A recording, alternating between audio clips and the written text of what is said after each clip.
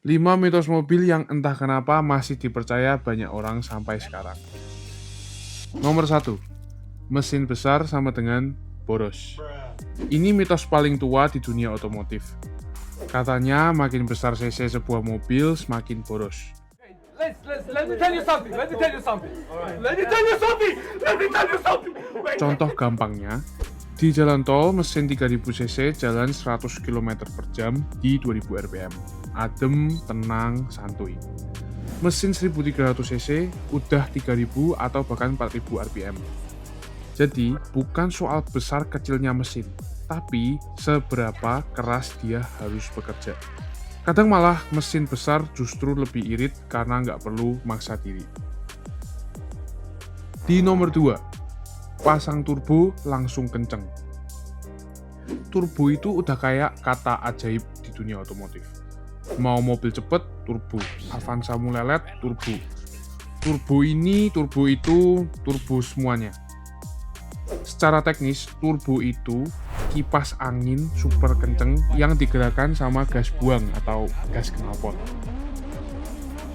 Nah, gas itu muter turbin, lalu turbinnya nyedot udara ke ruang bakar.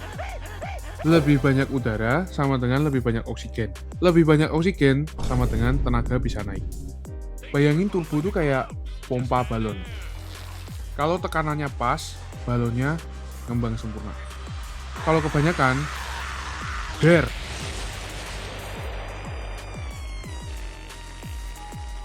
Sama aja kayak mesin. Kalau tekanan turbo kelewat tinggi dan ECU nggak diatur, hasilnya knocking, overboost, atau malah jebol. Nah, banyak banget nih orang pasang turbo asal-asalan, terus heran sendiri, kenapa mobilnya malah berebet? Ya udah jelas, pasang turbo nggak segampang itu. Tanpa ECU yang disesuaiin, suplai bahan bakar yang pas, dan pendinginan yang bener, hasilnya cuma ribet. Jadi intinya turbo itu cuma kayak alat bantu nafas, bukan tombol NOS kayak di Fast and Furious.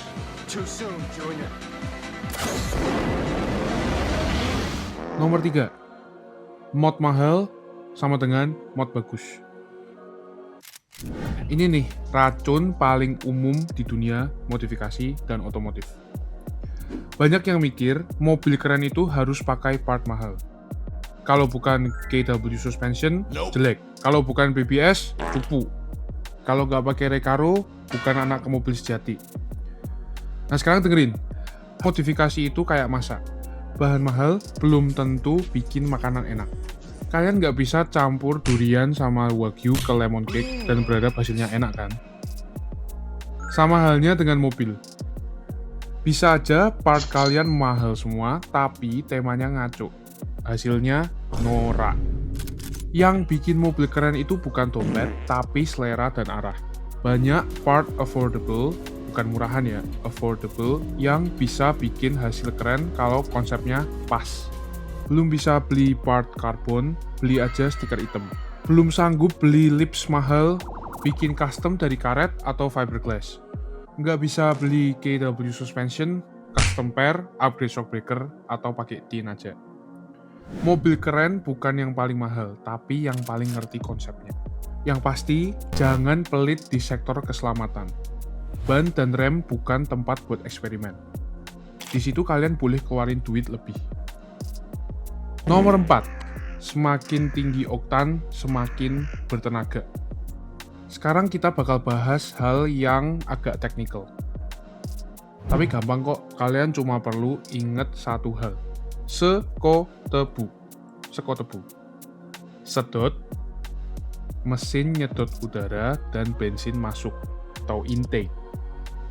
Kompresi, piston naik, campuran ditekan atau compression. Tenaga, busi nyala, campuran meledak atau power. Buang, sisa gas keluar lewat knalpot atau exhaust.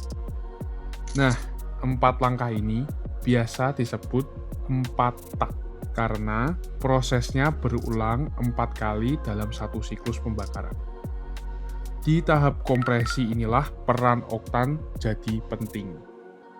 Semakin tinggi oktan, semakin sabar dia nunggu busi nyala.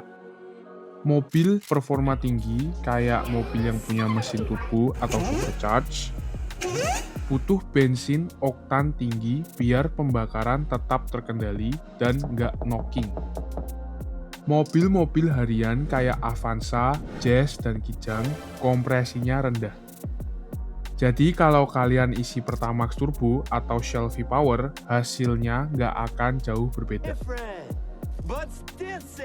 Malah bisa bikin pembakaran telat, tenaga turun, dan ya cuma buang duit.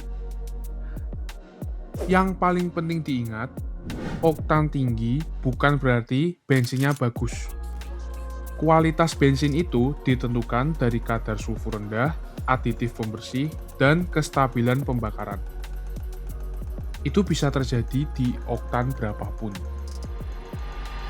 Buat yang sering bilang, mobil mahal kok cuma isi Pertamax, harus Pertamax Turbo dong. Eits, tunggu dulu. Nggak semua mobil mahal butuh oktan tinggi. Yang penting itu rasio kompresi mesin, bukan harga mobilnya.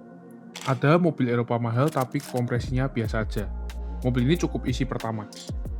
Sebaliknya, mesin kecil yang berturbo malah wajib pakai oktan tinggi. Mesin nggak peduli harga bensin atau merek SPBU, dia cuma peduli rasio kompresinya sendiri. Nomor 5. Ganti oli itu cuma akal-akalan bengkel. Nah ini yang bikin emosi. Emang betul, ada bengkel nakal. Tapi itu bukan alasan buat males ganti oli. Oli itu hal paling penting di dalam mesin. Titik. Oli itu bukan cuma pelumas. Oli itu darahnya mesin. Tanpa oli, semua komponen logam bergesekan. Panas naik, dan lama-lama